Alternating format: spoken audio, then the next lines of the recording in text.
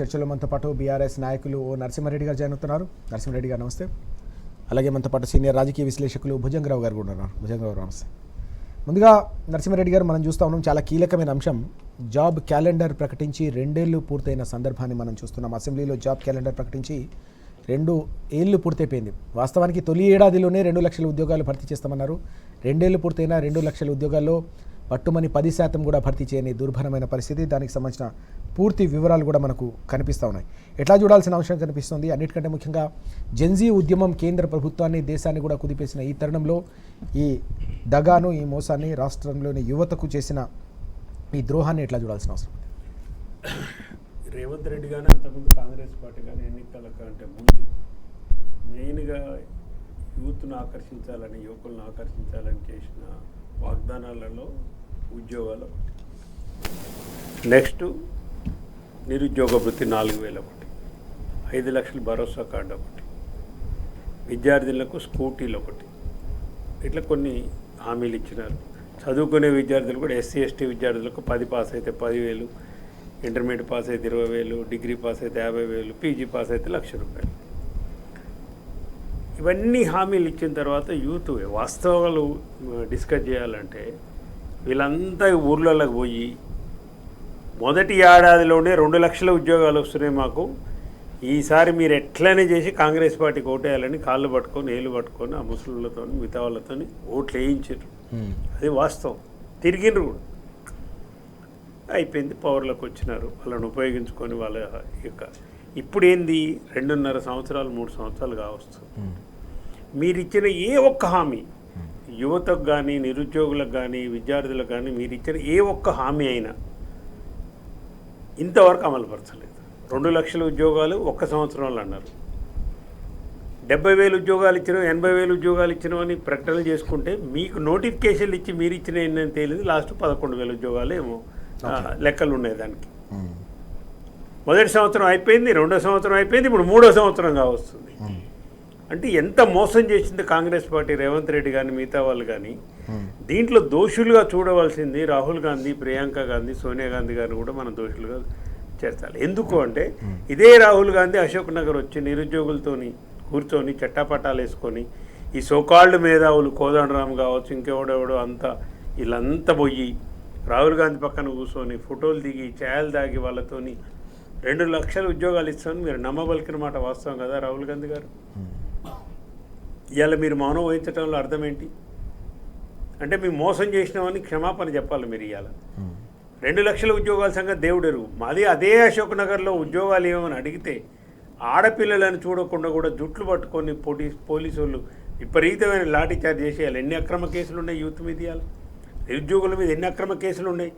ఇవాళ మీరు రాహుల్ గాంధీ కానీ, నువ్వు కానీ, ఈ మిగతా వాళ్ళంతా కూడా పదవులకు ఆశపడి ఉన్న వాళ్ళంతా కూడా ఒక్కళ్ళన్నా అశోక్ నగర్ వాళ్ళు ఏమంటారు పిల్లలు, అయ్యా నువ్వు ఇక్కడ కూర్చొని ఉపన్యాసం ఇచ్చినావు, మాకు 2 లక్షల ఉద్యోగాలు అన్నావు, రాయి ఇండియా కూర్చొని మాట్లాడదామంటారు వాళ్ళు. అశోక్ నగర్ రమ్మంటారు. పోయే ధైర్యం ఉందా రేవంత్ రెడ్డి? నీకు దమ్ము ధైర్యం ఉందా ఆడికి పోయి మాట్లాడే నిరుద్యోగులతో? ఎంటబడి లాగులు ఇడిచి కొట్టే పరిస్థితి వస్తుంది బట్టలు ఇప్పి మిమ్మల్ని అందరినీ. ఏమన్యాయమండి ఇది? చేసిన వాగ్దానాలు ఒక్కటంటే ఒక్కటి నెరవేర్చకుండా టైంపాస్ చేసుకుంటూ అడిగిన వాళ్ళ మీద ప్రశ్నిస్తే, సోషల్ మీడియాలో ప్రశ్నిస్తే కేసులు పెడుతూ నిర్బంధ కాండను ప్రయోగిస్తే ఇవాళ మీరు చేస్తున్న నిర్వాహకం ఏదైతుందో ఇది ఏమాత్రం కూడా సహించజాలది. 4,000 నిరుద్యోగ వృత్తి అట్టే పోయింది, విద్యార్థులకు ఇష్టమైన స్కూటీలు అట్టే పోయినాయి. అంటే మీరు ఎన్ని మోసాలు చేసినా కానీ మోసం చేస్తాము, ఇది కాంగ్రెస్ నైజము, కరప్షను కాంగ్రెస్ నైజము. ఆయన ముఖ్యమంత్రి కాకముందు కూడా రేవంత్ రెడ్డి చెప్పిండు, ప్రజలు మోసపోవడానికి సిద్ధం కూడా మేము మోసం చేస్తామని కూడా అన్నాడు. ఆయన ఒకరినే చెప్పిండు. ఇవాళ యూత్ అంతా కూడా మొత్తం రగిలిపోతున్నారు.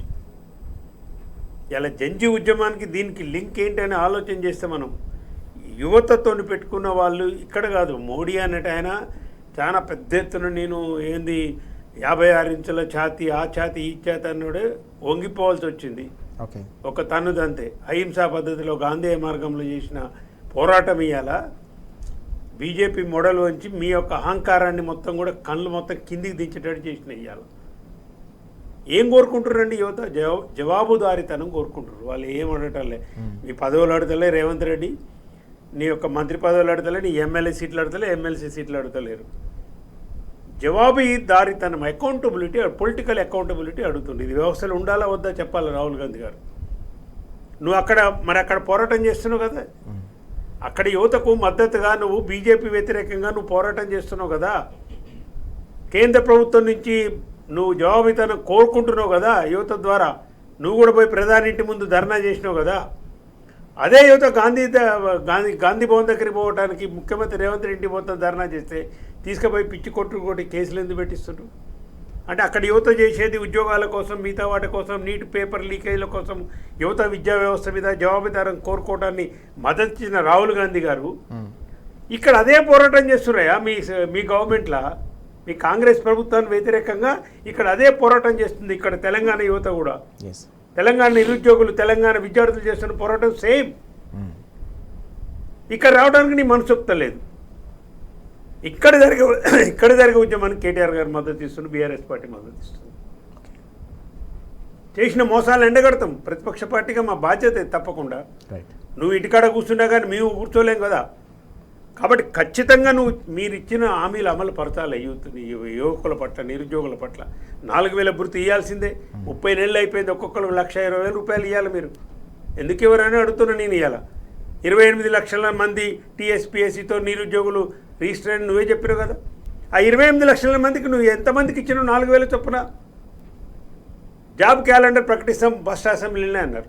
ఈ 6 గ్యారంటీలకు 13 పథకాలకు మొదటి అసెంబ్లీలో చట్టబద్ధత కల్పిస్తామని చెప్పింది మీరేగా చెప్పింది. 100 రోజులని ఎవరు అడిగిన మీరే విధించుకున్నారు కదా టైం, అది కాలం. ఏది మొదటి అసెంబ్లీలో మీరు చట్టబద్ధత ఎందుకు కల్పించలేదు మరి? అంటే ఇవన్నీ ఎగ్గొట్టాలని మీ ప్లాన్. ఇక ఎవరికి ఇచ్చేది ఏం లేదు, దోసుకోవాలి, దాచుకోవాలి. ఇక మళ్ళీ 15-20 సంవత్సరాలు కాంగ్రెస్ పార్టీ ఎట్టాక అధికారంలోకి రావట్లేదు. ఏంటండి ఈ మంత్రిమండలి వీళ్ళ నిర్ణయాలు? కేటీఆర్ గారు అన్నట్టు ఇదేంది సర్కార్ లాగా ఉందా, ఒక సర్కస్ లాగా ఉంది. అక్రమ సంపాదన పోగు చేసుకోవడంలో నాకు ఇన్ని వాటాలు రాలేదు, నీకు ఇన్ని వాటాలు రాలేదు, నాకు 25% రావట్లేదు, 15% ఇచ్చింది. ఏంది అలా అన్ముల బ్రదర్స్ చేస్తున్నది ఏందండి అలా? ఇన్ని అక్రమాలు, ఎంత డబ్బు, ఎంత సంపాదన, ఎట్లా టెండర్లను హైక్ చేస్తున్నారు, అనర్హులకు ఎట్లా ఇస్తున్నారు, సింగరేణి బొగ్గు కావచ్చు, అమృత టెండర్లు కావచ్చు. ఏం జరుగుతుంది రాష్ట్రంలో? శాంతి భద్రతలు మొత్తం కూడా క్షీణించినాయి. విద్యా వ్యవస్థలకు సంబంధించి ఆయన విద్యాశాఖ మంత్రి ఏమైనా తెలివి ఉందా, ఆయనకి చదువు వచ్చా అండి, అటువంటి తగిలి విద్యాశాఖ మంత్రిని చేస్తే రాహుల్ గాంధీ గారికి ఆలోచన చేయాలి. నువ్వు ఆల్ ఇండియా పార్టీ, జాతీయ పార్టీ అని చెప్పుకొని కాదు కదా వ్యవహారం చేసేది. ఈ రాష్ట్రంలో ఏం జరుగుతుందనేది నీకు అకౌంటబిలిటీ ఉండాలి. ఈ పరస్పర ద్వంద్వ నీతి అనేది పనికిరాదని చెప్తున్నాను రాహుల్ గాంధీ గారికి. అక్కడనేమో జంజీ ఉద్యమానికి మద్దతు ఇస్తా అంటావు, ఇక్కడ అదే జంజీ అదే కారణాలతోని, అదే కోరికలతో, ఇక్కడ అదే డిమాండ్లతో ఫైట్ చేస్తుంటేనేమో ఇక్కడ అణచివేస్తుంది మీ ప్రభుత్వం. ఈ ద్వంద్వ నీతిని మానుకోవాలి. ఖచ్చితంగా రాహుల్ గాంధీ గారి జవాబుదానం ఉండాలి, ఖచ్చితంగా ఇన్వాల్వ్ కావాలి. యువకులకు ఇస్తానన్న హామీలు, యూత్కి ఇస్తానన్న హామీలు, నిరుద్యోగులకు ఇస్తున్న హామీలు, విద్యార్థులకు ఇస్తానన్న హామీలు ఖచ్చితంగా అమలు పరచాలి. జాబ్ క్యాలెండర్ డిక్లేర్ చేయాలి. ఇప్పటికీ అయిపోయింది మీ పని. ఇంకా ఒక్క ఉద్యోగాలు ఇస్తలేరు ఇంపకు. యువత మొత్తం కూడా మీకు రోడ్ల మీదకి వచ్చి పోరాటం చేయడానికి సిద్ధం ఉండండి. ఇప్పుడు మనం చూస్తా ఉన్నాం పూర్తి స్థాయిలో ఓఎన్ఆర్ గారు చాలా స్పష్టంగా చెప్తున్నారు. జాబ్ క్యాలెండర్ను గాలికి వదిలేశారు, జేబు క్యాలెండర్ మాత్రం నడుపుతోంది కాంగ్రెస్ సర్కార్. పూర్తి స్థాయిలో దీనికి కేవలం రేవంత్ సర్కారే కాదు, రాహుల్ గాంధీ కూడా దీనికి సమాధానం చెప్పాలి. ఓవైపు జెన్జీ ఉద్యమానికి మద్దతు ఇస్తున్నట్టు ఢిల్లీలో ఫోజులు కొట్టడం కాదు, తెలంగాణ ఉద్యమంపై, తెలంగాణలో యువత చేస్తున్న ఉద్యమంపై అక్రమ కేసులు బనాయించి వారిని అడుగడుగునా కూడా నిర్బంధంలోకి నెడుతున్న రేవంత్ సర్కార్కు తప్పకుండా రానున్న రోజుల్లో గుణపాఠం తప్పదని హెచ్చరిస్తున్న అంశం కూడా మనకు కనిపిస్తోంది. భుజంగరావు గారు, వాస్తవానికి ఎన్నికల ప్రచార సభలో ప్రకటించిన అనేక రకాల గ్యారంటీలు కావచ్చు, డిక్లరేషన్లకు ఎలాగూ కాంగ్రెస్ సర్కారు పాతరేసిన అంశాన్ని తెలంగాణ సమాజం యావత్తు చూస్తూ ఉంది. కానీ సాక్షాత్తు చట్టసభలో చేసే ప్రకటనలకు, అందించే వివరాలకు, తీసుకునే నిర్ణయాలకు ఏవైతే ఉండదో కొంత సార్థకత ఉంటుంది. కానీ అసెంబ్లీలో ప్రకటించిన జాబ్ క్యాలెండర్ కూడా దిక్కులేని పరిస్థితి నెలకొందనే అంశం ప్రధానంగా మనం చూస్తా ఉన్నాం. దాదాపు 2 ఏళ్ళు గడిచిపోయింది జాబ్ క్యాలెండర్ ప్రకటించి, ఇప్పటి వరకు కూడా దానిలో పట్టుమని 10% కూడా పూర్తి చేయలేదు, భర్తీ చేయలేదు. తెలంగాణ యువతను దగా చేశారనే ప్రధానమైన అంశాన్ని మనం ఎట్లా చూడాల్సిన అవసరం కనిపిస్తుంది. ఓవైపు దేశవ్యాప్తంగా జెన్జీ ఉద్యమం ఉగ్రరూపం దాలుస్తున్న సందర్భం, తీవ్ర రూపం దాలుస్తున్న ఈ తరుణంలో తెలంగాణ యువతకు జరుగుతున్న ఈ ద్రోహాన్ని మనం ఎట్లా అర్థం చేసుకోవాలి? ప్రజలను నమ్మించి, యువతను వంచి, అడుగడుగున దగా చేస్తూ, మాయ మాటలు చెప్తూ, గజకర్ణ గోకర్ణ విద్యలు ప్రదర్శించి ప్రజలను ఎంత రెచ్చగొట్టారంటే యువతను ముఖ్యంగా కేసీఆర్ గారి కుటుంబంలో నలుగురికి ఉద్యోగాలు వచ్చినా మీకు ఉద్యోగాలు లేదనే పిచ్చి మాటలు మాట్లాడి ఎందుకు ఇవ్వలేదు కేసీఆర్ గారు? 2,02,000 ఉద్యోగాలకు నోటిఫికేషన్ ఇచ్చి 1,62,000 కంప్లీట్ చేసి ఉత్తర్వులు ఇచ్చి 40,000 పోస్టులు కోర్టు అంశాల ద్వారా, అవి కూడా ఇలాంటి దుర్మార్గులు వేసినటువంటి కేసులే, ఇరుక్కపోయినటువంటి పరిస్థితి. సరే అధికారం మారింది, నువ్వు చెప్పిన మాటలకు వంచబడ్డరు, దగా గురిగాబడ్డరు, నేను నమ్మించిన జరిగింది, అధికారంలోకి వచ్చినావు. అధికారంలోకి వచ్చే ముందు ఏం చెప్పినావు? ప్రజాపాలన అన్నావు. ఇవాళ నడుస్తుంది ప్రజాకంటక పాలన. వాళ్ళు ఏమడుగుతున్నారు? పిల్లలు నీ ప్యాలెస్లో భాగం అడుగుతున్నారా? నువ్వు అన్యాయంగా ఆక్రమించిన కబ్జా చేసిన భూముల్లో భాగం అడుగుతున్నారా? నువ్వు దోచుకున్న 1,000 కోట్లలో భాగం అడుగుతున్నారా? ఏమడుగుతున్నారు? అధికార మదంతో కళ్ళు నెత్తికెక్కి కళ్ళు మూసుకుపోయి పరిపాలనను దుర్మార్గంగా చేస్తున్నటువంటి నిన్ను అసెంబ్లీలో అన్ని ప్రతిపక్ష పార్టీలు, ముఖ్యంగా బీఆర్ఎస్ పార్టీ నిలదీసి ప్రశ్నించి అడిగితే తప్పనిసరిలో జాబు లేని క్యాలెండర్ని జాబ్ క్యాలెండర్ పేరుతో ప్రకటించినావు కదా. 32 నెలల కాలం అయింది, ఇంకా 4 నెలలు పోతే 3 ఏళ్ళు, ఇక నీకు మిగిలింది అంటే 1 ఇయర్. ఆ 1 ఇయర్లో నువ్వేం చేస్తావు, ఏం చేయగలుగుతావు? అంటే అది పిల్లలు 18,572 పోస్టులు పోలీస్ డిపార్ట్మెంట్లో ఖాళీగా ఉన్నాయని మొన్న డీజీపీ గారు చెప్తారు, అధికారిక లెక్కలు చెప్తాయి. 5,000 పోస్టులు నోటిఫికేషన్ ఇస్తావు, పిల్లలు ఉద్యమించి ఇన్ని ఖాళీలు ఉన్నాయని అంటే అదే పోలీసు వాళ్ళ వాడుకొని ఆ పోలీసు రిక్రూట్మెంట్స్ నోటిఫికేషన్స్ ఆశగా ఎదురు చూస్తున్న పిల్లలను దుర్మార్గంగా నువ్వు దాష్టికానికి గురి చేసినావు కదా. అంటే ఇలా 7,472 పోస్టులకే నువ్వు నోటిఫికేషన్ ఇచ్చి దాంట్లో 1,500 రూపాయలు వన్ టైం సెటిల్మెంట్ అంటే నేను ఎక్కడ వినలే ఈ మాట. అంటే 8 లక్షల మంది అప్లై చేస్తే ఎన్ని కోట్ల డబ్బులు వస్తాయి ప్రభుత్వానికి అనే లెక్కలే ఉన్నాయి తప్ప ఎంతమంది జీవితాలను మనం బాగు చేయొచ్చు, ఎంతమందికి ఉపాధి కల్పించవచ్చు. మాయమాటలు చెప్పినాం కదా, సమాజం అంతా తూ అంటా ఉన్న నిరుద్యోగులంతా కూడా జంజీ ఉద్యమానికి పోయే ప్రమాదం ఉంది. మేల్కోవాలి, దారికి రావాలి, ఇకనైనా నేను జాగ్రత్తగా ఉండాలి, వాళ్ళ వైపు చూడాలనే ఆలోచన ఇప్పటికీ లేకపోవడమే కదా. అరే మచ్చుకైనా లేదు, రాజ్యాంగరీత్యా ప్రజాస్వామ్యబద్ధంగా ప్రజాపాలన అందిస్తున్నాను అధికారంలోకి వచ్చిన నీవు అరే వాసన లేదు, ఆ గాలి లేదు, ఆ పొడ లేదు, ఏమనుకోలే. నీకంటే ఎక్కువ మదోన్మత్తులు అధికార మదంతో పరిపాలన చేసిన వాళ్ళు చాలామందిలో రాజులు పోయినాయి, రాజ్యాలు పోయినాయి, సంస్థానాలు పోయినాయి, ఇంకా నిరంకుశ ప్రభుత్వాలు, అధికారులు చాలా కళ్ళ ముందు చరిత్ర గుణపాఠం కనబడతా ఉంది. అధికారం ఎవరికి శాశ్వతం కాదు కదా. పైగా ఇన్ని దుర్మార్గాలు చేసుకుంటూ 2034 దాకా నేనే అంటాడు ఆయన. మరి తెలంగాణ రాష్ట్రాన్ని రిజిస్టర్ చేసిర్రా, పట్టా చేసిర్రా అని ఎవరు కోరుకుంటున్నారు? అన్ని సమాజాలకు నువ్వు కూడా తెలంగాణ యావత్ సమాజానికి దూరమైనటువంటి పరిస్థితి కదా, దూరం అయిపోతున్నావు కదా.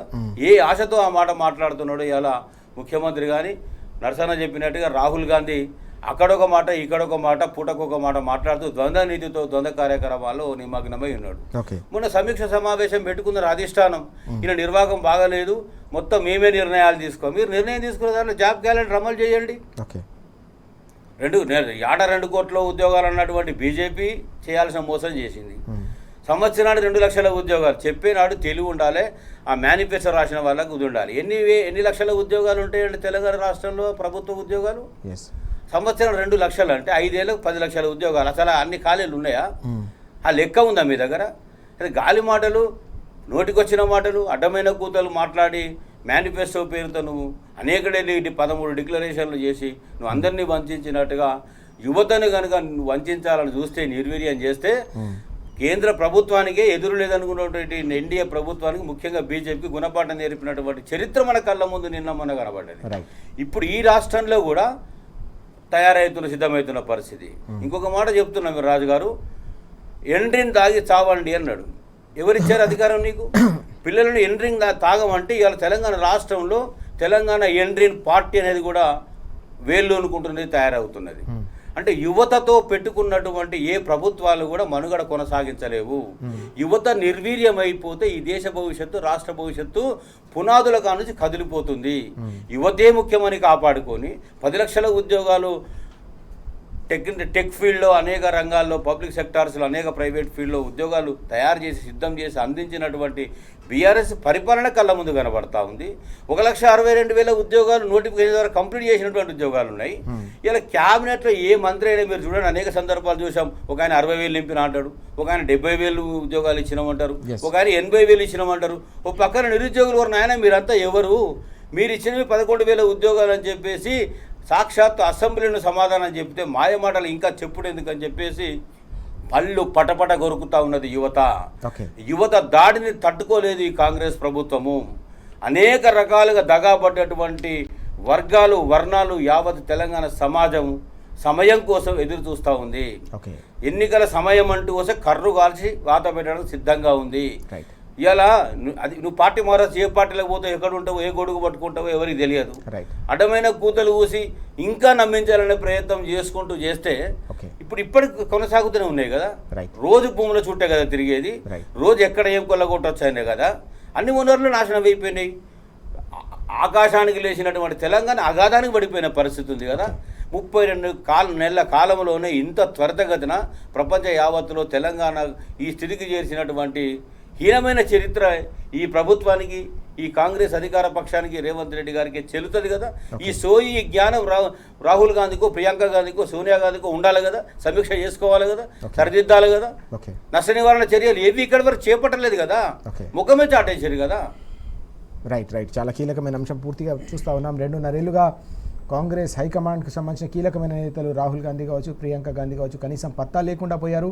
వైపు రాష్ట్ర ముఖ్యమంత్రి దగ్గర చేస్తూ ఉంటే హామీ ఇచ్చిన కాంగ్రెస్ నేతలు కూడా, ఢిల్లీ నేతలంతా కూడా తెలంగాణ యువతకు ద్రోహం చేశారనే అంశాన్ని భుజంగరావు గారు చెప్తున్న విషయాలు మనం చూస్తూ ఉన్నాం. నరసింహారెడ్డి గారు, దీనికి సంబంధించి మరియు కీలకమైన అంశం, ఓవైపు జాబులు నింపకుండా యువతను మోసం చేస్తూ ఉన్నారనే అంశం, మరోవైపు వారిని అవమానపరుస్తున్నారనే మరో అంశం కూడా కనిపిస్తోంది. నిన్న బీఆర్ఎస్ వర్కింగ్ ప్రెసిడెంట్ కేటీఆర్ గారు ఏకంగా రాహుల్ గాంధీకి లేఖ రాసి మరీ ధ్వజం ఎత్తారు, సూటిగా నిలదీశారు. ఇంజనీర్లను ఇటీవల ముఖ్యమంత్రి ఏకంగా క్రిమినల్ వేస్ట్ అని మాట్లాడడాన్ని ఆయన తీవ్ర స్థాయిలో తప్పుబట్టిన సందర్భం ఉంది. వారి ఆత్మగౌరవాన్ని దెబ్బతీస్తూ ఉన్నారు. వారి ఉపాధి అవకాశాలు కల్పించాల్సింది పోయి వారి మనోధైర్యాన్ని కూడా దెబ్బతీస్తున్న ముఖ్యమంత్రికి తప్పకుండా గుణపాఠం తప్పదని హెచ్చరించిన సందర్భం, రాహుల్ గాంధీ కూడా క్షమాపణ చెప్పాలని కోరిన సందర్భం కూడా కనిపించింది లెక్కలో. ఎట్లా చూడాలి ఈ ఇష్యూ మనం? కేటీఆర్ గారు అందుకే రాహుల్ గాంధీ గారు బాధ్యత తీసుకోవాలి. మీరు ముఖ్యమంత్రిని నియమించేది మీ అధిష్టానము, కాంగ్రెస్ పార్టీ ఏదో రకరకాల అన్నీ ఉంటాయి. ఇక్కడ ఒక వేదవని పెట్టారు, చదువురాని వేదవని ముఖ్యమంత్రిని పెట్టింది.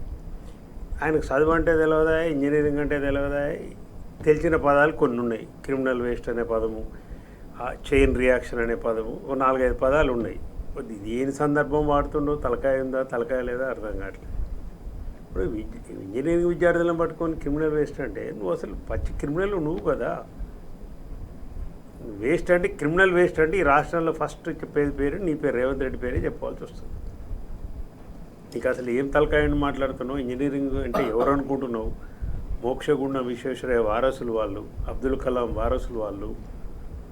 ఇంజనీరింగ్ లేకుంటే అసలు ఏమైనా ఉంటుందా? ఈ ప్రపంచం ఉందా? అసలు దేశం కాదు, ప్రపంచమే ఉండదు.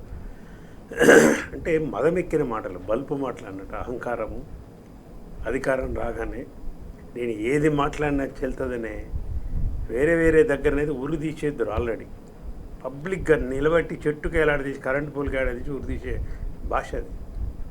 ఏమన్నా నాగరిక సమాజంలో ఉన్నాం కాబట్టి నేను కూడా అనకూడదు ఆ మాట, కానీ చెప్తున్నాను. పరిమితులు దాటైనా చెప్పవలసి వస్తుంది. ఎందుకంటే 1 కాదు 2 కాదు. ఇప్పుడు ఒక్క మాట అన్నాడంటే పొరపాటున ఏదో సంవత్సరానికి ఒక మాట అన్నాడంటే ఏదో మాట్లాడవచ్చు అనుకుందాం. మీరు ఏ వర్గాన్ని తీసుకోండి, ఈ అవమానకరమైన మాటలు అంటే ఇప్పుడు అవమానిస్తే ఇంజనీరింగ్ విద్యార్థులు మాట్లాడకుండా ఉండాలి. ఏంది దీని లింకు? ఫీజు రియంబర్స్మెంట్ అడుగుతున్నా అనేది ప్రధానమైన. మరి ఫీజు రియంబర్స్మెంట్ నువ్వే ఇస్తానన్నావు కదా. గత ప్రభుత్వం ఇయ్యను, ఫీజు రియంబర్స్మెంట్ ఇయ్యను, కాలేజీల మీద దాడి చేపిస్తా, విజిలెన్స్ ఫోర్స్ పెట్టి దాడి చేపిస్తా అంటే ఏంది? ఫీజు రియంబర్స్మెంట్ ఎగ్గొట్టే కథ. ఇదంతా ఏంటంటే ఫీజు రియంబర్స్మెంట్ ఎగ్గొట్టే కథ. ఏం లేని కాళేశ్వరం దగ్గర కూడా మోటార్లు నడపవు ఎందుకయ్యా బాబు? కన్నెపల్లి దగ్గర మరి 99 మీటర్ల పైన పోతున్నాయంటే కరెంటు బిల్లులు కట్టే, కరెంటు బిల్లులు ఎగ్గొట్టేది. నీళ్ళు ఇస్తే రైతులు మళ్ళీ యూరియా అయ్యమంటారు, పంటలు పండిస్తారని. ఇక్కడ విద్యార్థులు ఫస్ట్ ఏంటంటే ఫీజు రియంబర్స్మెంట్ ఎగ్గొట్టే కథ ఏంటంటే ఇంజనీరింగ్ విద్యార్థులు క్రిమినల్ వేస్ట్ అనే కాడికి వచ్చింది.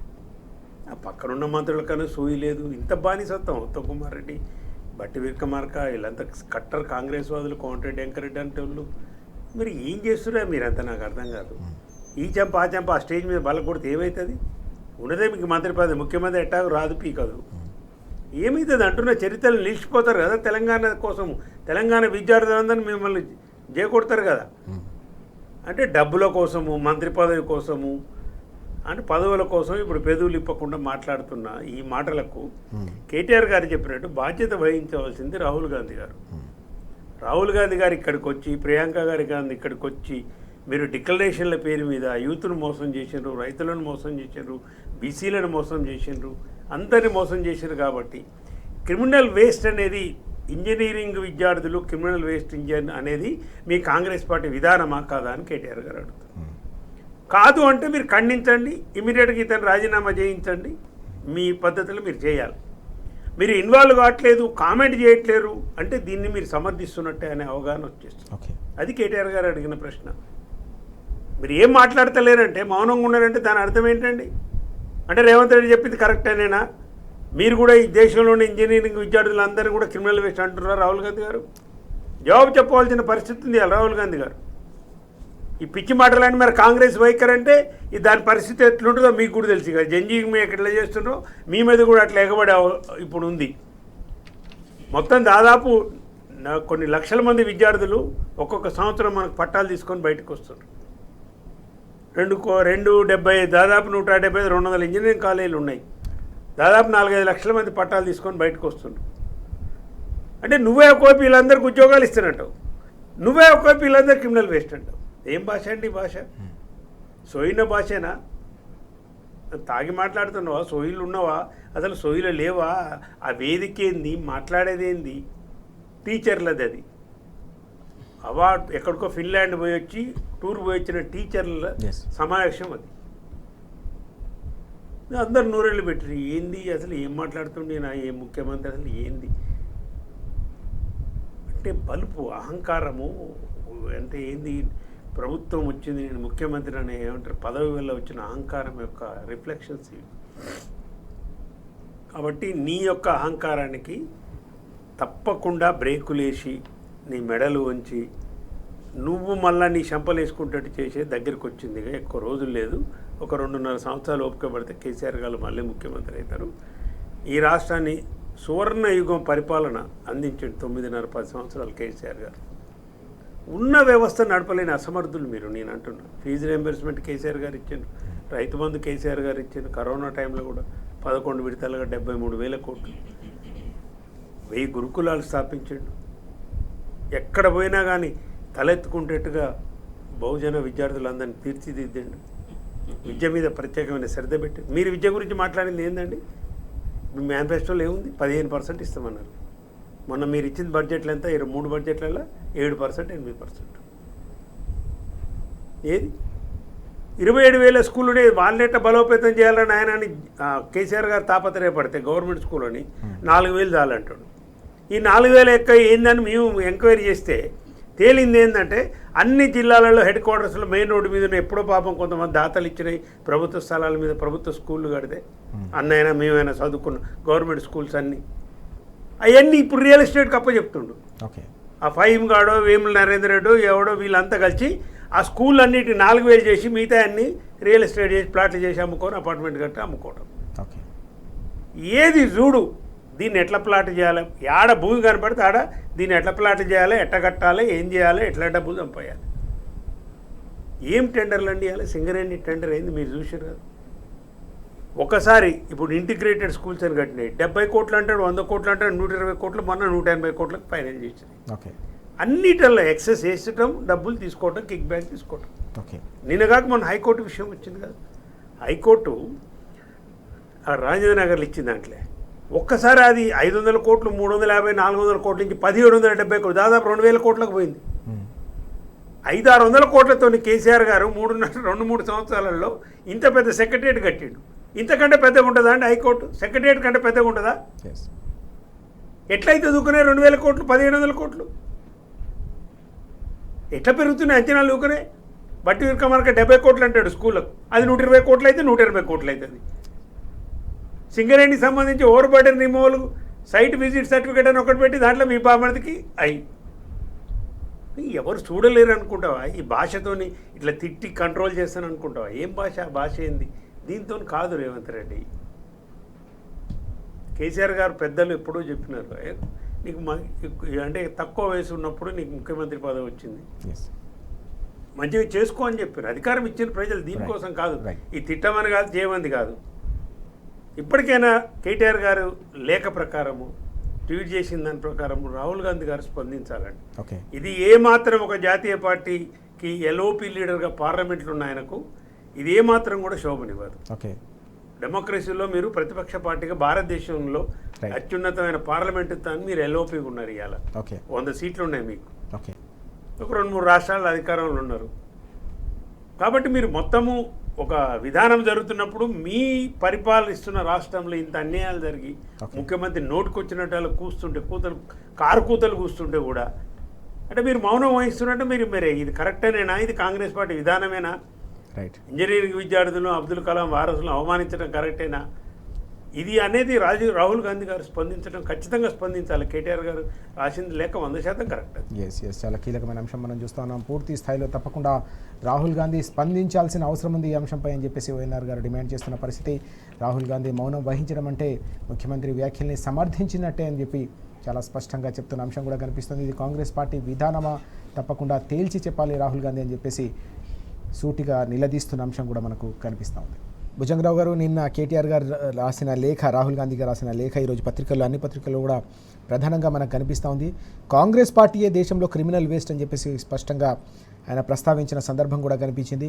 ముఖ్యమంత్రి ఇటీవల ఇంజనీర్లను ఉద్దేశించి చేసిన వ్యాఖ్యలను మీరు ఎందుకు ఇప్పటివరకు కూడా దానిపై మాట్లాడలేదు, మౌనం వహిస్తూ ఉన్నారు? ఎందుకు మీరు మౌనం దాల్చారు? మీ మౌనం దీనికి సమర్థించినట్టే అని చెప్పేసి స్పష్టంగా నిలదీసిన అంశం కూడా కనిపిస్తూ ఉంది. ఎట్లా చూడాల్సిన అవసరం ఉంది ఈ లేఖను, ఈ లేఖ సృష్టిస్తున్న ఈ చర్చను? చేతగాని హామీలు ఇచ్చి అలవిగాని మాటలు చెప్పి మళ్ళీ అదే మాట చెప్పాల్సి వచ్చింది. వంచడం, దగా చేయడం. అధికారంలోకి వచ్చిన తర్వాత ఒక పక్కన మొన్ననే ఒక మాట విన్నాం మనం. కేటీఆర్ గారు ఒక మీటింగ్లో మాట్లాడుతూ 10 ఏళ్ల బీఆర్ఎస్ పరిపాలనలో ఎన్ని స్టార్టప్స్ పెట్టారండి. స్టార్టప్స్ హబ్గా ఈ రాష్ట్రం బ్రహ్మాండంగా వెలుగొందింది కదా. ఎన్ని ఐటీ కంపెనీలు వచ్చినాయి, ఎంత ఎక్స్పోర్ట్స్ డెవలప్ అయింది. అంటే 1,00,000 కోట్ల బడ్జెట్ ఉన్నటువంటి దాన్ని దాదాపుగా 3 లక్షల కోట్ల పైచిలకు బడ్జెట్కు చేర్చినటువంటి ఘనత బీఆర్ఎస్ ప్రభుత్వానికి దక్కింది కదా, ఉన్నది కదా. ఇది వాస్తవం కదా.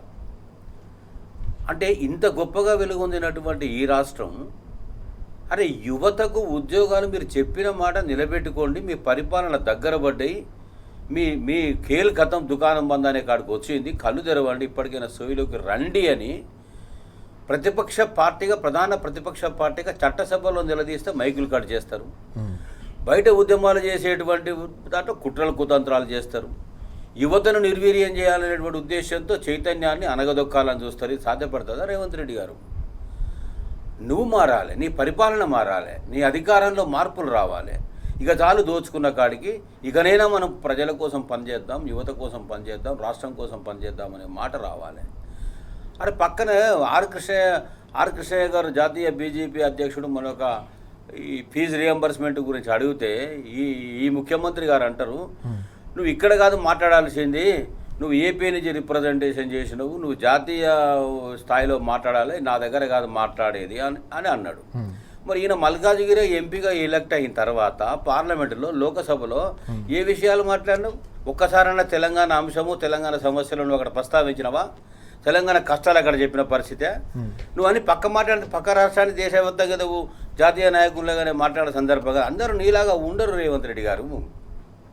జాతీయ పార్లమెంటులో ఒక రిప్రజెంటేటివ్ అంటే ఖచ్చితంగా దేశ స్థాయిలో సమస్యలు ఎక్కడి నుంచి ఎవరైనా ప్రస్తావన చేయొచ్చని కనీస పరిజ్ఞానం సోయలేనటువంటి వ్యక్తివి నువ్వు. నేనేమంటున్నా, ఒకటే మాట సూటిగా చెప్తున్నా, ఇవాళ అన్న చెప్పినట్టు 11,000 ఉద్యోగాలు ఇచ్చినాము అని ఏదైతే చట్టసభలో నువ్వు చెప్పినావో, ఆ 11 ఉద్యోగాల మర్మం కూడా ఏంటంటే బ్యాక్లాగ్ పోస్టులు ఉంటాయి. ఆ బ్యాక్లాగ్ పోస్టులో కోటాలోకి చేర్చినటువంటి పరిస్థితి. అంటే విరసి ఇటు అటు చేసి ఈ కాంగ్రెస్ ప్రభుత్వం అధికారంలోకి వచ్చినాక ఎవరి నోట్ల మట్టి కొట్టింది అంటే రైతుల నోట్ల మట్టి కొట్టింది, గీతన్న నోట్ల మట్టి కొట్టింది, రైతన్న నోట్ల మట్టి కొట్టి, చేతన్న నోట్లలో మట్టి కొట్టింది. నిన్న మొన్న గొర్రెలు బర్రెలు మాట్లాడుతూ గొల్ల కుర్మలుగా ప్రస్తావన తీసుకొచ్చిండు ఉపాధ్యాయుల సమావేశంలో. అసలు అసందర్భంగా అప్రస్తుతంగా నోటికి ఏదొస్తుంది పూనకం వచ్చిన వాళ్ళలాగా మాట్లాడితే వాళ్ళ దగ్గర 40 ఎకరాల భూములు అన్నీ ఉన్నాయి అంటాడు, కిలో బంగారం ఉందంటాడు. మరి నీ ఇంట్లో అనుములాండ్ కంపెనీ అనుములాండ్ బ్రదర్స్ దగ్గర ఎన్ని లక్షల కోట్లు పోగేసుకున్నావో చెప్పాల్సిన పరిస్థితి ఉంది. ఇక చాలు అని పొర్లు దండాలు పెట్టి 2 చెంపలు చేసుకొని ముక్కు నేలకు రాసి ఈ తెలంగాణ ప్రజలను ఓట్లేసిన వాళ్ళని క్షమించమని చాతగాని ముఖ్యమంత్రిగా పక్కకు పోతే ఈ మిగిలిన 2 ఏళ్ల కాలమైనా ప్రజలకు పనికి వచ్చేటువంటి ఎవరైనా మిగిలి ఉంటే కాంగ్రెస్లో ఇప్పటికైనా రాహుల్ గాంధీ కళ్ళు తెరిస్తే మీనాక్షి నటరాజన్ గారు నివేదిక ఇస్తున్నప్పటికీ కూడా తుంగలో దొక్కుతున్న పరిస్థితి ఉంది. అంటే నేనేం చెప్తున్నా, ఈ 2 సంవత్సరాల కాలమైనా కూడా ప్రజల కోసం పనిచేయకపోతే 120 ఫీట్ల గోతిలో ఆల్రెడీ ప్రజలు మిమ్మల్ని పాతిపెట్టడం సిద్ధంగా ఉన్నారు. మీకు ఎవ్వరు కూడా ఓట్లేసే పరిస్థితి లేదు. అంటే రాజ్యాంగ రీత్యా ప్రజాస్వామ్య రీత్యా ఎన్నికైనటువంటి పార్టీగా ప్రభుత్వంగా పాలన అందించాలంటే కనీసం కొన్ని విలువలు ఉండాలి. లివ్ లెట్ టు లివ్, జీవించనివ్వు, బ్రతుకనివ్వు. అరే నువ్వు బ్రతుకుతావు, అందరిని బతుకు నిర్వీర్యం చేస్తావు, నువ్వు జీవిస్తావు, అందరినీ జీవనం లేకుండా చేస్తావు. ఇది ఎక్కడి నీతి, ఇది ఎక్కడి ధర్మం? అంటే నేనేం చెప్తున్నా, మళ్ళా చెప్తున్నా, యువతను నిర్వీర్యం చేయాలనేటువంటి ఉద్దేశంతో క్రిమినల్ వేస్ట్ అంటే పెన్ను పేపర్ ఇస్తే దరఖాస్తు రాయరాదు అన్నాడు. అదే పెన్ను పేపర్ అదే ఇంజనీరింగ్ విద్యార్థి నీ చేతికి ఇస్తే ఒక లెటర్ రాయమంటాడు. నువ్వు నాకు తెలుగు వచ్చు అంటే తెలుగులో రాయి, నాకు ఇంగ్లీష్ రాదన్నావు. మొన్ననేమో అమెరికా లోపల ఇంగ్లీష్ అందరూ మాట్లాడతారు, మన దగ్గరనే మాట్లాడారు అంటాడు ఆయన. స్పెయిన్, కొరియా, జపాన్, జర్మనీ పిల్లలకు నేర్పమంటాడు ఆయన. అంటే ఎక్కడ ఏం అవసరం వస్తుందో, ఏ సందర్భమో, ఏ విద్యార్థులకు ఉపాధ్యాయులకు నేర్పినవా లేదా, దాని అవసరం ఉందా లేదనేటువంటి సందర్భం ఉపయోగం లేకుండా ఈ పిచ్చి మాటలు పిచ్చి కూతలు మాట్లాడితే ప్రజలు చీత్కరిస్తున్నారు. ఎవ్వరు కూడా నీకు స్వాగతం చెప్పడం లేదు, ఆదరించడం లేదు. ఐడెంటిటీ క్రైసిస్తో ఆ పూనకంలోకి వెళ్ళిపోయి నువ్వేదో ఉన్మాదం ఆవహించిన వ్యక్తిలాగా మాట్లాడడం సరి అయినటువంటి పద్ధతి అనిపించుకోదు. మానసిక పరివర్తన ఇప్పటికైనా తెచ్చుకుంటే బాగుంటుంది, ప్రజలకు కొంత మేలు జరుగుతుంది. రైట్. మనం చూస్తా ఉన్నాం, నిరుద్యోగ యువతలో ఆత్మవిశ్వాసం నింపాల్సింది పోయి వారికి అవకాశాలు కల్పించాల్సింది పోయి వారిని అవమానించడం అనేది అత్యంత దుర్మార్గమైన చర్యగా భుజంగరావు గారు అలాగే వైఎన్ఆర్ గారు కూడా స్పష్టంగా చెప్తున్న విషయాలు మనం చూస్తున్నాం. కాంగ్రెస్ పార్టీ దేశంలో క్రిమినల్ వేస్ట్ అని చెప్పేసి నిన్న తీవ్ర స్థాయిలో బీఆర్ఎస్ వర్కింగ్ ప్రెసిడెంట్ కేటీఆర్ గారు మండిపడ్డారు. రాహుల్ గాంధీకి లేఖ రాశారు. ముఖ్యమంత్రి చేసిన వ్యాఖ్యలపై మీరు ఎందుకు మౌనం వహిస్తున్నారు, ఇప్పటికైనా స్పందించండి. పార్లమెంటు సమావేశాల్లో యువతకు సంబంధించి జెన్జీకి సంబంధించిన ఉద్యమం తీవ్ర రూపం దాలుస్తున్న పరిస్థితి, యువత ఉద్యమం తీవ్ర స్థాయిలో పార్లమెంట్లో చర్చ జరుగుతున్న ఈ నేపథ్యంలో అయినా మీరు దీనిపై తప్పకుండా స్పందించి దీన్ని ఖండించాల్సిన అవసరం ఉందని డిమాండ్ చేసిన పరిస్థితి కూడా మనకు కనిపిస్తోంది. మరో కీలకమైన అంశం కనిపిస్తోంది. వైఎన్ఆర్ గారు ఇండియన్ ఎక్స్ప్రెస్ నిర్వహించిన ఐడియా ఎక్స్చేంజ్ కార్యక్రమంలో కేటీఆర్ గారు చాలా కీలకమైన అంశాలు ప్రస్తావించారు. Telangana is the most successful startup in the history of independent India అంటూ ఆయన చాలా స్పష్టంగా చెప్పారు. స్వతంత్ర భారతావనిలో ఒక కొత్త రాష్ట్రం ఈ స్థాయిలో అగ్రగామిగా ప్రగతి పథంలో రాష్ట్రం నిలిచిన సందర్భం లేదు, సక్సెస్ అయిన స్టార్టప్ లేదు అన్నట్టుగా, సక్సెస్ఫుల్ స్టేట్ అన్నట్టుగా ఆయన స్పష్టంగా చెప్పిన అంశాలు. బీఆర్ఎస్ అన్స్టాపబుల్, ఇప్పటికీ తెలంగాణ వ్యాప్తంగా ఆదిలాబాద్ నుంచి అలంపూర్ వరకు ప్రతి ఒక్కరిలో కూడా కేసీఆర్ గారి పరిపాలన కోరుకుంటున్నారనే విషయాన్ని కూడా ప్రస్తావించిన పరిస్థితి. ఎట్లా చూడాలి ఈ ఇష్యూ? మనం 100% కరెక్ట్ అండి కేటీఆర్ గారు చెప్పింది. 2 ఉన్నాయి దీంట్లో, కేటీఆర్ గారు దాంట్లో ఇచ్చిన దాంట్లో. ఒకటి బీఆర్ఎస్ అన్స్టాపబుల్ అంటే మా పార్టీకి సంబంధించి మా అధినాయకుడు కేసీఆర్ గారి నాయకత్వంలో తెలంగాణ అభివృద్ధి చేసిన విధానము, దేశంలో నెంబర్ 1గా నిలబెట్టిన విధానము ప్రకారం బీఆర్ఎస్ అన్స్టాపబుల్. ఏదో ఈ పిచ్చి కూతలను కూసి లేకుండా చేస్తాం, మొలకెత్తనేయకుండా చేస్తాం అనేది అవన్నీ కుర్చ మాటలు, కుర్చ బుర్రతో మాట్లాడుతున్న మాటలు. ఒకవేళ అదే నిజమైతే మరి బీజేపీ కాంగ్రెస్ విముక్త భారత్ అన్నది దాన్ని ఎట్లా డిఫైన్ చేస్తారు రాహుల్ గాంధీ గారు కానీ రేవంత్ రెడ్డి గారు కానీ? అట్లా ఉంటుందా దేశంలో? సమయంలో ఓటినే వాన్ బీకేస్తా వీన్ బీకేస్తా, అది ఎట్లా జరగదు. అది అవగాహన లోపం వల్ల బుర్రలేనితనంతో వచ్చే మాటలు. అది వదిలిపెడితే 2014 కంటే ముందు తెలంగాణ రాష్ట్రం ఏర్పడక ముందు 2014 నుంచి 23 వరకు చేసిన పరిపాలన యొక్క అంటే కొత్తగా రాష్ట్రం ఏర్పడ్డప్పుడు 2000 సంవత్సరంలో కూడా 3 రాష్ట్రాలు ఏర్పడ్డాయి భారతదేశంలో. ఆ తర్వాత ఏర్పడ్డ రాష్ట్రం 2014 తెలంగాణ ఒకటి. ఈ మధ్యకాలంలో 2000 నుంచి ఈ 14 సంవత్సరాలు ఏ రాష్ట్రం ఏర్పడలే, ఇప్పటికి కూడా ఏ రాష్ట్రం ఏర్పడలే. కొత్త రాష్ట్రం ఏర్పడ్డ రాష్ట్రాన్ని, ధ్వంసమైన రాష్ట్రాన్ని, నిర్లక్ష్యానికి గురైన రాష్ట్రాన్ని అన్ని రంగాలలో ముందు నిలబెట్టాలని కేసీఆర్ గారు చేసిన పథకాలు కావచ్చు, కేసీఆర్ గారి ఆలోచనలు కావచ్చు, చాలా దాదాపు అన్ని రంగాల్లో తెలంగాణ నెంబర్ 1గా నిలబెట్టింది. కేటీఆర్ గారు నేను అదే చెప్పినారు. పర్ క్యాపిటల్ ఇన్కమ్ 1,14,000 ఉన్నది. ఇవాళ నిన్న ఆర్బీఐ ఇచ్చిన దాని ప్రకారం పోయినసారి లెక్కల ప్రకారం దాదాపు 4,10,000 ఇవ్వాలి. ఓకే, అంటే ఎక్కడి నుంచి ఎక్కడికి పోయిందో ఆలోచన చేయండి. దేశ జనాభాలో తెలంగాణ శాతము 3%గా ఉన్న దేశ జనాభాలో ఉన్న తెలంగాణ రాష్ట్రము జీడిపిలో దేశాన్ని సాకుతున్న 5 రాష్ట్రాల్లో 5th కాంట్రిబ్యూటర్గా ఉంది. జిఎస్డిపి 4,75,000 ఉన్న జిఎస్డిపి 2014లో 16 లక్షల కోట్ల కిందని మీ వైట్ పేపర్లో మీరే ప్రకటించారు కాంగ్రెస్ నాయకులు అసెంబ్లీలో ఇచ్చిన దాంట్లో. పవర్ యూటిలైజేషన్లో పర్ క్యాపిటల్ పవర్ యూటిలైజేషన్లో మినిమం చేసే దాంట్లో 1,100 యూనిట్లు ఉన్నది, 2,400 యూనిట్లకు 2,200 యూనిట్లు పోయి నెంబర్ 1 పవర్ యూటిలైజేషన్లో తెలంగాణ రాష్ట్రం ఉంది భారతదేశంలో. నిర్మలా సీతారామన్ గారు ఇప్పుడు ప్రవేశపెట్టిన గత మూడు బడ్జెట్లలో బడ్జెట్ కంటే ముందు రోజు ప్రవేశపెట్టే సోషియో ఎకనామిక్ రిపోర్ట్స్లో పోయిన బడ్జెట్లో కూడా 3 అంశాలు నిర్మలా సీతారామన్ గారు పెట్టినారు. కేసీఆర్ గారి పరిపాలన తార్కాణం బీజేపీకి ఇష్టం లేకున్నా ఒప్పుకోవాల్సిన ఫ్యాక్ట్స్ కొన్ని చెప్పవలసిన ఫ్యాక్ట్స్ ఉన్నాయి కాబట్టి నిజాలు చెప్పింది. ఆమె కూడా చెప్పింది. ఏం చెప్పింది? ఇక్కడ టీ హబ్లకు సంబంధించి ఉమెన్ ఎంపవర్మెంట్ గురించి చెప్పింది. నెంబర్ 1 ఉంది తెలంగాణ అని చెప్పింది. రక్షిత మంచినీరు అన్ని ఆవాసాలకు అన్ని ఊర్లకు ప్రతి ఇంటికి ఇచ్చిన దాంట్లో తెలంగాణ నెంబర్ 1 ఉందని చెప్పినారు. కాళేశ్వరం వల్లనే లెక్కలతో సహా చెప్పిన 1,32,00,000 ఎకరాలు ఉన్నది, 2 కార్లు కలిపి ఉన్నది, 2,20,00,000 చేరిందని దాంట్లో కాళేశ్వరం పేరు కూడా మెన్షన్ చేసి మిషన్ కాకతీయ పేరు కూడా మెన్షన్ చేశారు. ఇది మేము మాట్లాడు కాదు, కేటీఆర్ గారు చెప్పుడు కాదు, పార్లమెంట్లో స్వయంగా ఆర్థిక శాఖ మంత్రి, కేంద్ర ఆర్థిక శాఖ మంత్రి గారు చెప్పిన లెక్కలు ఇవి. నేను కాంగ్రెస్ వాళ్ళని అడుగుతున్నా, కేటీఆర్ గారు ఇప్పుడు ఈ ఇంటర్వ్యూలో మొత్తం చెప్పిండు కదా, మీరు ఎక్కడైనా ఏ డిబేట్లోనైనా మీరు దేని మీద మాట్లాడదామంటారో చెప్పరు. మీ క్రైటీరియా చెప్పరు. జిఎస్డిపి తీసుకుందామా, పర్ క్యాపిటల్ తీసుకుందామా, మీరు ఏం చెప్తారో చెప్పండి, దాని మీద మేము చెప్పుకుంటే చెప్దాం. మీరు కన్విన్స్ చేయండి ప్రజల్ని. కాళేశ్వరం ఇంత డైలాగులు కొట్టి అన్ని చేసి వాళ్ళు ఎక్కడి నుంచి ఎత్తిపోస్తున్నారండి మీరు? ఉత్తమ్ కుమార్ రెడ్డికి ఇంత కూడా తెలివిలేని మంత్రి, నీళ్ళ సోయి లేదు, అసలు ఆ తెలంగాణ సోయి లేదు, అసలు నాలెడ్జ్ లేదు ఆయనకు.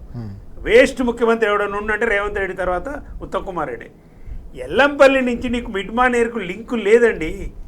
కాళేశ్వరం కట్టిన తర్వాత కేసీఆర్ గారికి నందిమేడారం పైపులే ఇవాళ మీరు ఆన్ చేసిండ్రు ఉత్తమ్ కుమార్ రెడ్డి గారు.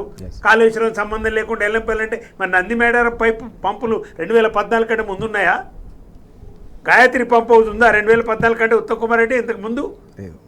అంటే ఇన్ని పచ్చాబద్దాలు. నీటి శాఖ మంత్రిగా ఉండి కూడా నిన్న పోయి మంత్రులంతా పోయి చూసి వచ్చి అక్కడ మాట్లాడతారు ఎల్లంపల్లి సంబంధంలో. ఎల్లంపల్లి మీరు కంప్లీట్ చేసినారు. అసలు ఎల్లంపల్లి కూడా కేసీఆర్ గారు వచ్చినాకనే కంప్లీట్ అయింది. నిర్లక్ష్యానికి గురైన ప్రాజెక్టులన్నిటి కూడా కేసీఆర్ గారు కంప్లీట్ చేశారు. అరే 3.5-4 సంవత్సరాల కేసీఆర్ గారు కాళేశ్వరం కట్టి నీళ్ళు ఇస్తే మీరు 2 పిల్లలు కుంగిపోతే కూడా 4 సంవత్సరాల నుంచి 3 సంవత్సరాల నుంచి రిపేర్ చేయలేకపోతున్నారు. ఎంత అసమర్థులే మీరు ఉత్తమ్ కుమార్ రెడ్డి గారు? మీరు జవాబు చెప్పండి. 2 పిల్లర్లు ఎన్డీఎస్ఏ అంటిరి, అదంటిరి, ఇదంటిరి, 2-3 సంవత్సరాల నుంచి 2.5 సంవత్సరాల నుంచి ఏం చేస్తున్నారండి మీరు? 2 పిల్లలు రిపేర్ చేయడానికి 2.5 సంవత్సరాలు పడితే 3.5 సంవత్సరాల కాళేశ్వరం కట్టి ఇన్ని బ్యారేజీలు కట్టి 3 బ్యారేజీలు కట్టి 15 రిజర్వాయర్లు కట్టి 19 సబ్ స్టేషన్లు కట్టి 21 మెయిన్ స్టేషన్లు కట్టి అన్ని చేసి నీళ్ళే ఇచ్చి చూపెట్టే తుంగతుర్తి నుంచి మా సూర్యాపేట కోదాడ వరకు పోయిన నీళ్లు. మరి మీరు అసమర్థులు అనక సమర్థమైన మంత్రిమండలి అనాలా మిమ్మల్ని? అందుకే చెప్తున్నాను, కేటీఆర్ గారు చెప్పినట్టు బీఆర్ఎస్ పాలన ఇవాళ గ్రామాలు ఎక్కడ పోయినా రాజుగారు ఒక్కటే. కేసీఆర్ ఉన్నప్పుడు బాగుండే, కాంగ్రెస్ ప్రభుత్వం వచ్చాక బాగలేదు, మళ్ళీ కేసీఆర్ వస్తేనే తెలంగాణ బాగుపడుతుంది, కేసీఆర్ గారు ముఖ్యమంత్రి కావాలి, ఇక వేరే ఏమి లేదు, ఇదే నడుస్తుంది ఇప్పుడు గ్రామాలలో. అంత ధ్వంసం చేసిండ్రు, నిర్మించిన వ్యవస్థలను నడపలేని పరిస్థితి వచ్చింది. కాబట్టి బీఆర్ఎస్ అన్స్టాపబుల్లే. ఇంకోటి స్కై రూట్ల గురించి చెప్పింది. స్కై రూట్ అనేది రాకెట్కి సంబంధించిన లాంచర్లు, రాకెట్ ప్రయోగించిన దాన్ని కూడా నువ్వు క్రిమినల్ వేసినట్టు రేవంత్ రెడ్డి. టీ హబ్లు అనేది కేటీఆర్ గారి ఆలోచన ఎంత అంటే వారికి ఉన్న అనుభవంతో, అంతర్జాతీయంగా ఉన్న అనుభవంతో ఈ స్టార్టప్లు ఇక్కడ స్టార్ట్ చేసింది. దానికి ఒక స్లోగన్ ఇచ్చిన కేటీఆర్ గారు, దానికి యువత అట్రాక్ట్ అయింది. యాక్చువల్గా ఆలోచనలతో రండి, ఆవిష్కరణలతో వెళ్ళండి అన్నారు. మీ దగ్గర డబ్బు లేకపోయినా, ఆఫీస్ లేకపోయినా, లోన్ లేకపోయినా ఏం లేదు, నీకు ఆలోచన ఉంటే చాలు. ఆలోచనతో మా దగ్గర రా, టీ హబ్లకు రా, స్పేస్ మేమే ఇస్తాం, బ్యాంకులో అరేంజ్ చేపిస్తాం, అన్నీ చేపిస్తాం. ఒక ఆవిష్కరణతోని ఒక పరిశ్రమ పెట్టడానికి కావాల్సిన అన్నిటితో నేను బయటికి పంపిస్తామని చెప్పిండు. అరే బీజేపీ నరేంద్ర మోడీ కాంచి మొదలు పెడితే అందరి మంత్రులు ఇండియాలో స్టార్టప్లు నెంబర్ 1 తెలంగాణ ఉంది. రైట్. ఇది కేటీఆర్ గారిని నేను చెప్పింది. కాబట్టి బీఆర్ఎస్ అన్స్టాపబుల్, కేసీఆర్ గారి పరిపాలన మళ్ళీ రావాలని ప్రజలందరూ, తెలంగాణ ప్రజలందరూ కోరుకుంటున్నమాట వాస్తవం. ఎస్, భుజంగరావు గారు, ఇక్కడ చాలా కీలకమైన అంశం మనం చూస్తున్నాం. ఓఎన్ఆర్ గారు చెప్పినట్టు వాస్తవానికి కేటీఆర్ గారు ఒక నినాదం అప్పట్లో తెలంగాణ యువతనే కాదు యావత్ దేశంలోని యువతను కూడా ఆకర్షించిన సందర్భాన్ని మనం చూసాం. టీ హబ్ను ప్రారంభించిన సందర్భంలో walk in with an idea, walk out with a product, ఆలోచనతో రండి, ఆవిష్కరణతో వెళ్ళండి అంటూ ఇప్పటి కూడా సోషల్ మీడియాలో జెన్జీ తీవ్ర స్థాయిలో దాన్ని ఆకర్షితులవుతున్న సందర్భం మనం చూస్తూ ఉన్నాం. ఈ క్రమంలో రానున్న రోజుల్లో కూడా ఇటు యువత, అటు నిరుద్యోగులు కావచ్చు, మరోవైపు రైతులు కావచ్చు, తెలంగాణలోని సబ్బండ వర్గాలన్నీ కూడా, తెలంగాణ సమాజం అంతా కూడా బీఆర్ఎస్, కేసీఆర్ గారి నాయకత్వం రావాలని కోరుకుంటున్నారనే అంశాన్ని ప్రధానంగా నిన్నటి ఇంటర్వ్యూలో ప్రస్తావించారు. బీఆర్ఎస్కి అన్స్టాపబుల్, దేశంలోని ఏ శక్తి, ఏ తెలంగాణ వ్యతిరేక శక్తి కూడా బీఆర్ఎస్ను ఆపలేదనే విషయాన్ని కూడా ప్రస్తావించిన పరిస్థితి. తెలంగాణను కాపాడుకోవాలంటే మళ్ళీ బీఆర్ఎస్ రావాలి, కేసీఆర్ గారి నాయకత్వం రావాలని చెప్పేసి తెలంగాణ ప్రజలు కోరుకుంటున్నారనే అంశాన్ని మనం ఎట్లా చూడాల్సిన అవసరం? తెలంగాణ కష్టాల్లో నుంచి, కన్నీళ్ళలో నుంచి, ప్రజల దీన బాధల గాథల నుంచి ఇక్కడ అస్తిత్వం నిలబడాలి, తెలంగాణ బ్రతకాలి, దోపిడీకి గురి కావద్దు అని అంటే మన అస్తిత్వం మనకు కావాలి, మన ఆత్మగౌరవం మనకు కావాలి, మన నిధులు మనకు కావాలి, మన నీళ్లు మనకు కావాలి, మన నియామకాలు మనకు కావాలి, మనదే తెలంగాణ, అలాయిదా తెలంగాణ అని ఆకాశానికి ఎత్తిన పోరాటాన్ని, ఉద్యమాన్ని చూసినాం. ఒక్కడిగా బయలుదేరి పిడికడు మందిని చేర తీసుకొని లక్షలాదిగా సైన్యాన్ని సమకూర్చుకొని తెలంగాణ పోరాట యోధులను మొత్తం కూడా కలిపి సబ్బండ వర్గాలను ముందుకు నడిపించి చావునోట్లో తలబెట్టి పోరాడి సాధించుకున్న తెలంగాణ, సాకారమైన తెలంగాణ ఉత్తుత్తిగానే రాలేదు. చాలామంది గమనించాలి, ఆనాడు కూడా రిజైన్ చేసి ఉద్యమాలకు రమ్మంటే పారిపోయిన వ్యక్తుల్లో చాలామంది కనబడ్డారు. బీజేపీ వాళ్ళు అదే పని చేసిరు, కాంగ్రెస్ వాళ్ళు అదే పని చేసిరు. రేవంత్ రెడ్డి అడ్రస్ లేకుండా పోయాడు, రైతుల సంకన పెట్టుకొని సమైక్యాంధ్రాన్ని ఆంధ్ర పాలకుల దగ్గర నువ్వు ఊడిగం చేసినటువంటి పరిస్థితి యావత్ సమాజం చూసింది కదా. తెచ్చుకున్న తెలంగాణ కళ్ళ ముందు తెరలైపోతుంటే, ఆగమైపోతుంటే ఆగేది ఎట్లా, ప్రజలకు ఫలాలు అందేది ఎట్లా, అందించిన ఫలాలు ప్రయోజనాలు ఆగమవుతున్నాయి కదా అనేటువంటి బాధతోని, ఆవేదనతోని అలా బీఆర్ఎస్ ప్రజాక్షేత్రంలో ప్రజల పక్షాన, అందరి పక్షాన నిలబడి, నిలువుగా నిలబడి 90 డిగ్రీల కోణంలో పోరాటం చేస్తున్న పరిస్థితి కనబడతా ఉంది కదా. ఎస్, 100% అన్స్టాపబుల్ పార్టీగా, ప్రజా ఆశీర్వాదం ఎల్లవేళలా ఉండేటువంటి పార్టీగా ఒకే ఒక పార్టీ, అది బీఆర్ఎస్ పార్టీయే ఉంటుంది. బీఆర్ఎస్ పార్టీ పరిపాలన మాత్రమే ఈ తెలంగాణ సమాజానికి, తెలంగాణ సబ్బండ వర్గాలకు, ప్రజానీకానికి శ్రీరామ రక్ష. పాలన ఎట్లా బాగుందో, పాలన ఎక్కడి నుంచి మొదలు ఉందో ప్రజలంతా అనుభవించారు, చూసారు, ఫలాలు పొందారు.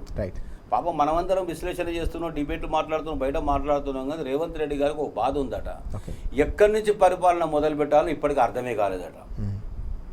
ఏ రంగం అర్థం చేసుకున్నామంటే నరసన్న గారు చెప్పినట్లు విద్య అర్హతలను ఉండాలి, అనుభవం అని ఉండాలి. విద్యార్హతలు ఏమున్నాయో నాకైతే ఎక్కువ తెలియదు, ఎప్పుడైనా ప్రభుత్వ స్కూల్లో చదువుకున్నా అని చెప్తాడు. 10th వరకే ఉంటుంది. ఆ తర్వాత ఏం చదివిండో నాకైతే తెలియదు. మరి బహుశా మీకేమైనా తెలుసో నాకు తెలియదు. అనుభవం లేకపోయా, ఏకంగా మంత్రిగా అనుభవం లేనున్నటువంటి వ్యక్తిగా సీఎం పరిపాలనలోకి వచ్చిన తర్వాత ఎక్కడి నుంచి మూలాలు ఉన్నాయి, ఎక్కడి నుంచి ఏం చేయాలనేటువంటి ఆలోచన ఇప్పటికీ రాకపోతే అర్థమైంది ఒకటే రంగం, రియల్ ఎస్టేట్ రంగం. అందులో కూడా లక్షలాది కుటుంబాలు ఆగమైపోయినాయి. ఎవరికి ఒక రూపాయి దొరకకుండా కేంద్రీకృత వ్యవస్థ రియల్ ఎస్టేట్ కూడా గుప్పిట పట్టుకొని అదిరించు, బెదిరించు, సంపాదించుకునే కోణంతోనే ఈ పరిపాలన నడుస్తూ ఉంది కదా. కేటీఆర్ గారు నేను చెప్పినటువంటి ఇంటర్వ్యూల మీద అనేక అంశాల పట్ల లోతుగా వెళ్ళి స్పృశించి, వివరించి ఇలా మీడియా సమాజానికి తేటతెల్లం చేసిన పరిస్థితి కదా. ఇంకా మనము ఏది భావజాల వ్యాప్తి చేయాల్సిన అవసరం లేదు. భావాలు అందరి దగ్గర ఉన్నాయి, భాష అందరి దగ్గర ఉంది, ఆవేదన అందరి దగ్గర ఉంది. సమయం కోసం, సందర్భం కోసం చూస్తున్న పరిస్థితే లేటు. జన్జీ బ్రహ్మాండమైనటువంటి ఉద్యమం ఈ తెలంగాణ రాష్ట్రంలో రాబోతా ఉంది. అది కనుక వస్తే ఖచ్చితంగా మూలాలు కదిలిపోవడం వాస్తవము. ఇవాళ ఒక్క కాంగ్రెస్దే కదలదు, బీజేపీ మూలాలు ఎప్పుడో కదిలిపోయినాయి కేంద్రంలో. రేపు కదలబోయేటువంటి మూలాలు వాళ్ళవి కూడా ఇక్కడ ఉంటాయి. జెన్జీ ఆదరించి ఉద్యమించి కడుపున పెట్టుకొని కాపాడుకునేటువంటి పార్టీగా వాళ్ళు గమనిస్తారు, గుర్తిస్తారు అంటే అది బీఆర్ఎస్ పార్టీనే గుర్తిస్తారు, బీఆర్ఎస్ పార్టీనే కడుపులో పెట్టుకొని కాపాడుకుంటారు. యువత ముఖ్యం అనేటువంటిది బీఆర్ఎస్ భావన, బీఆర్ఎస్ పాలన మాకు క్షేమకరమని వాళ్ళ భావన. ఈ రెండు రకాలుగా ఏదో ఉన్నప్పుడు కాదన్నది లేదన్నది అడ్డుపడుతున్న అడ్డంగా పొడుగ్గా మాట్లాడేటువంటి వ్యక్తులంతా కూడా ఆగమైపోవడం తప్ప ఏముండదు. రైట్. మనం చూస్తున్నాం 2.5 ఏళ్ల కాంగ్రెస్ పాలనలో విధ్వంసమైన తెలంగాణను మళ్ళీ వికాసం వైపు నడిపించాలన్నా, సంక్షోభంలో కూరుకుపోయిన తెలంగాణను మళ్ళీ సంక్షేమం వైపు నడిపించాలన్నా అది కేసీఆర్ గారికి మాత్రమే సాధ్యం. కాబట్టే బీఆర్ఎస్ అన్స్టాపబుల్ అనే భావన తెలంగాణ వ్యాప్తంగా ప్రతి వర్గంలో కూడా వ్యక్తమవుతుందనే అంశాన్ని చాలా స్పష్టంగా ఓఎన్ఆర్ గారు అలాగే భుజంగరావు గారు చెప్తున్న అంశాలు మనం చూస్తూ ఉన్నాం. థ్యాంక్ యూ వెరీ మచ్ చర్చలో పాల్గొన్నందుకు.